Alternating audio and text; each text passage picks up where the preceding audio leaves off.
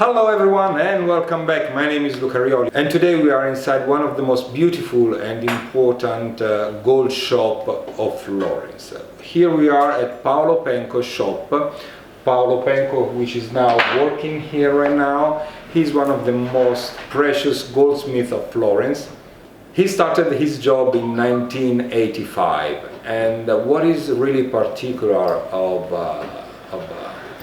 his job is that he's taking inspiration, I would say, from all the painting, the Renaissance painting and the Renaissance jewel that are in all the painting that you can admire at the Uffizi Gallery or in all the museum here in Florence.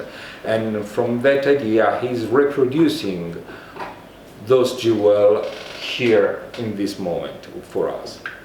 So if it happens that you are coming to Florence for a weekend or for a few more days and you're really looking for something particular, something interesting, something unique, well, definitely you have to come here at Paolo Penko's shop, because only here you can find unique things. But let's see together how he's working.